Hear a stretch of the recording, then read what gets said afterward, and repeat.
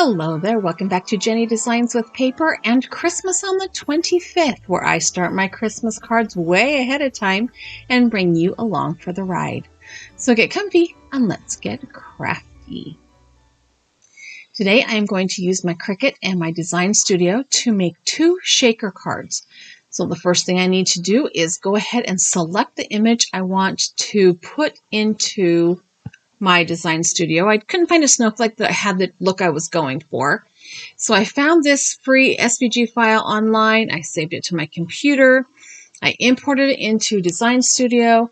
And here I am erasing the background so that it's all just the snowflake. I will go ahead and accept that. I'm looking it over to make sure all the little cutouts are actually disappeared. And I'm going to save it as a cut image. And I'm going to name it Snowflake because it's a snowflake. Once I get that named and then add a tag and spell snowflake correctly, I'm going to go ahead and add that to the canvas that I will be working on. I think the reason it gave me the print and cut, well, it always gives you a print then cut or a cut option. I almost always use the cut option on these one color designs. So I'm going to go ahead and select that snowflake and add it to my work surface, whatever you want to call that, my canvas. It is humongous. It is a huge image. So I'm going to go up here to my toolbar and I'm going to shrink it down to a 4 1/4 inch width. Then I'm going to go ahead and unlock the dimensions and make it 4 by 5 1/4, so 4 inches wide and 5 1/4 inches tall, because that is the size of my card front. Then I'm going to click the shape tool on the left hand side. I'm going to pull out a rounded corner square, and I'm going to make this square also 4 inches by 5 1/4 inches. I am going to bring the snowflake to the front and then layer the square behind my snowflake image. So I'm doing a little bit of finessing with the sizing up on the toolbar. I couldn't decide if I wanted that square to be the whole front of the card or slightly smaller. I did go with slightly smaller. I'm using my toolbar to center the alignment drop down to center horizontally and center vertically so that that snowflake is right in the middle of the square. I will select both images and then using the splice tool on the bottom right, cut that snowflake out of my background. Once I have the insides pulled out of that square, or that rectangle rather, I can go ahead and just double or put both those cutout snowflakes into a group and delete them because I will not be using them.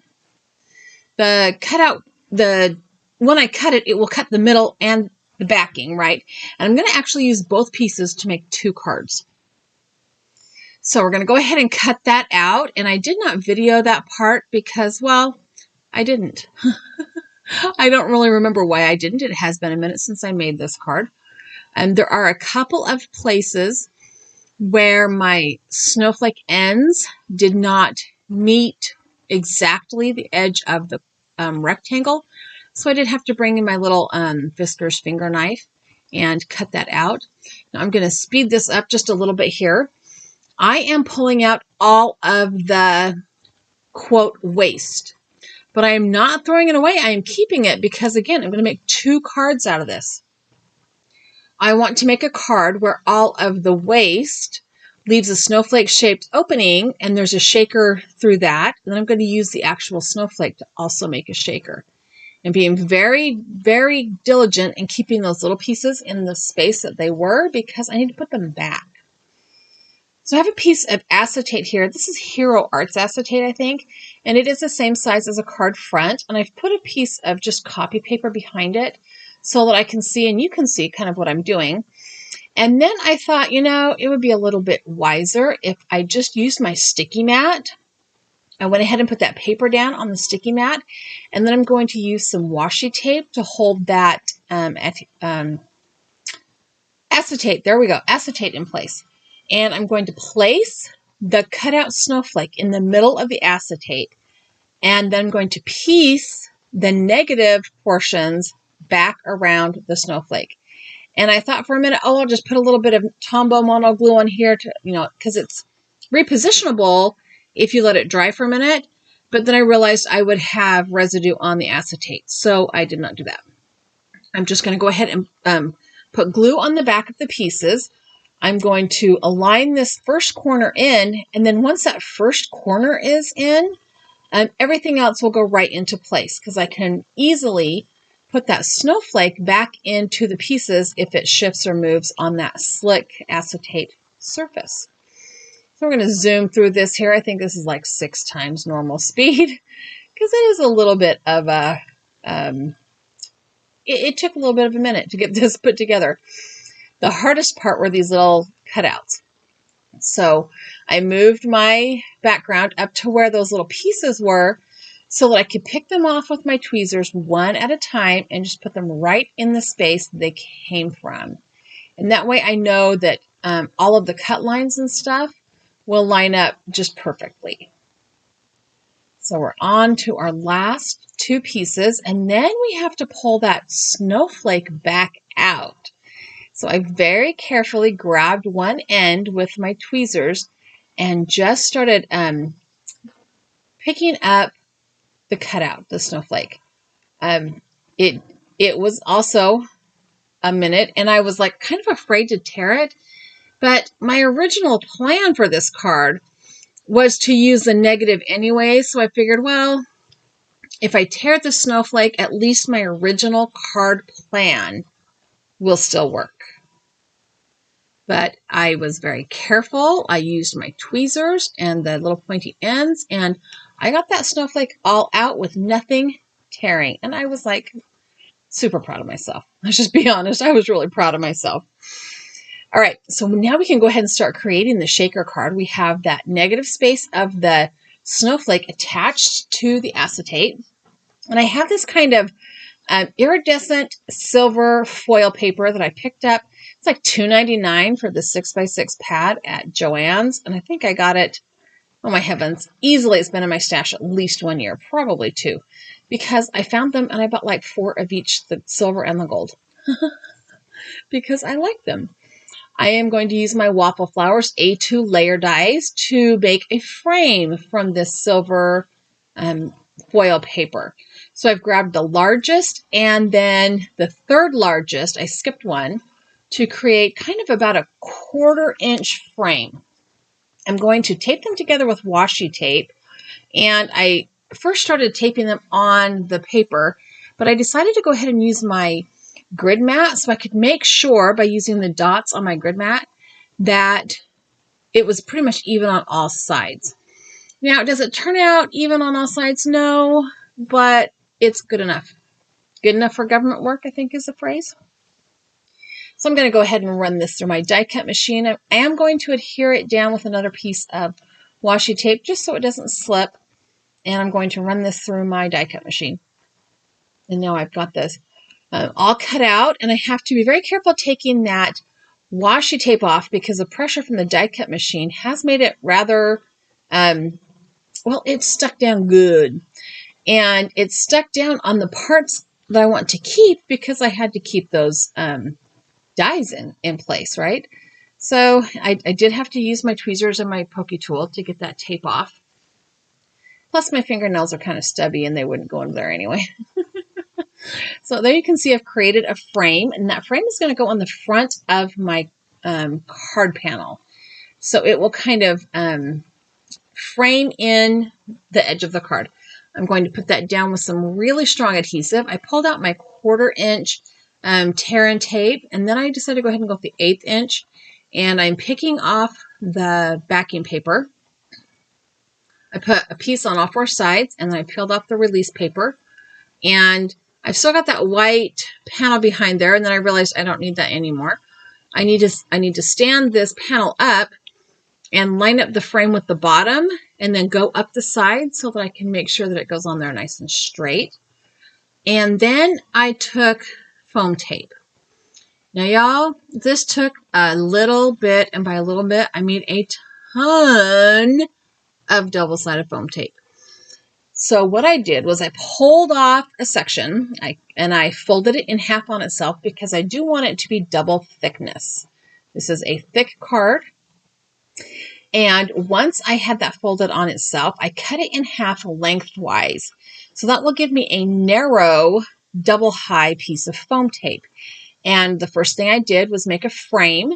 I went around all four sides at the edge of that silver frame, which is why I needed the silver frame. And then, as you can see here, I cut about a gazillion little tiny pieces of foam tape so that my shaker bits wouldn't just go down in the bottom corners and be hidden. So I put foam in behind almost all of the blue pieces of pattern paper, or blue pieces of cardstock, except for those little ones in the middle. Everything else got a piece of foam tape on it. And then I have these honeybee stamp sequin mix. It's called Blue Jean, I think, but it was like the perfect color of blue. And normally I make a pile in the middle of the paper I'm going to put it on, that white cardstock, but I was a little bit concerned about all the little pieces of foam tape. So I put the sequins in the back of my shaker card panel, and I'm using my tweezers to pick off all of the foam tape backing papers, and I'm carefully lining up the backing to that shaker panel. And because of the foam tape behind the blue corners of the card, the sequins don't fall too far down where you can't see them. So I'm going to use this Honeybee Stamps Christmas Stamp and Die set. I've cut the word Christmas out of the same blue cardstock and the shadow out of that silver iridescent cardstock. I'm going to go ahead and glue the word die onto the shadow with some Tombow glue. I'm using little teeny tiny dots on just kind of like the top and bottom and middle of each letter, or each letter segment. This glue does dry clear, but I don't want it to smear the foil paper. So there is a little bit of concern about that. I did save the little dot to the eye, what is it called? The tittle. And it is in a little dish on my desk. And so I pulled out the tittle and put a little dot of glue on my shadow and picked the dot up with my gem picker thingy. And so now we have our Christmas sentiment. I'm going to put it kind of right along the front of the card, but it needed another word. So I pulled out a scrap of that blue cardstock and the stamp set that goes with this die, and I'm going to stamp the word blessings on this blue cardstock, but I'm going to heat emboss it in white embossing powder, or silver embossing powder rather. So I prepared the cardstock with my anti-static powder tool. I inked up the stamp in white embossing powder. I could have used silver. I forgot actually that I even had a silver ink pad until just now. But I'm using white embossing powder, and then I'm going to sprinkle that silver embossing powder. I use white ink and silver embossing powder. Sorry, I'm getting ahead of myself. And I'm going to let that sit there for a minute and then go ahead and tap off the extra. I'll put the leftovers back in the pot and then heat set that with my heat tool. So I'll have this cute, little tiny blessing word. I've trimmed it down and I'm rubbing the excess anti-static powder off with my finger. I'm going to go ahead and trim down the ends of this little word. And then I decided that because it was stamped on blue cardstock and it just kind of blended a little too much, I'm going to go ahead and give it a silver frame, a little border. So I put a little bit of glue on the back of it, and I glued it to this scrap of the silver iridescent cardstock kind of stuff. It's kind of thick cardstock. It's almost the weight of a thin poster board, actually. And I'm just using this little scrap corner. And then I sent it through my trimmer and trimmed it all down. And I have this little trimmed word that says blessing and the Christmas die cut. So I'm going to adhere them across the center of the card there. And we're almost done with card 1, which was by far the most time consuming of these 2 cards. So again, I'm using some Tombow glue because I'm sticking that down on the cardstock and the acetate. And because it was right there on my desk, and let's face it, it was easy. I'm going to go ahead and add a little glue to the back of that blessings word strip as well. And we have card number 1. So for card number 2, you can see the sequins moving around in there. I love it. For card number 2, I want to use the actual snowflake and a piece of white cardstock, but I'm going to make a full panel shaker card. So I have a piece of, it's actually just stamped packaging from something I purchased, one of the stamp sets I purchased prior to making this card. And I've kind of pulled it apart down the seam. And the first thing I need to do is glue the snowflake to that white cardstock panel. That is a lightweight cardstock panel. I think it's like a 65-pound cardstock. And I'm putting a little Tombow glue on all of the tentacles, branches, arms, whatever parts of the, I don't know what do you call those parts of the snowflake? Like, now I want to know what those are called. But, okay, anyway, sorry, I distracted myself. I'm going to go ahead and center that snowflake onto the front of that white card panel. And then I'm going to take this card panel and flip it upside down on my packaging. I'm going to grab that 1/4-inch tear and tape, and I'm going to put a piece of tape right at the edge, like right at the edge of that white card panel. I'm going to go all the way, words are hard, all the way around all 4 sides. And I'm going to make sure it is as close to the edge as I can get. And then I'm going to take the backing off one edge at a time. So I'm going to take the bottom off. I'm going to place the bottom on the packaging. I'm going to fold it up. And then I will take the side off. And I will do 3 of the 4 sides. I'm going to leave the top open and not close the top down yet, that other end down yet. So I'm going to fold the sides over. This right-hand side's a little bit wide. I don't need that much on it, so I'm just going to ugly cut it off with my scissors.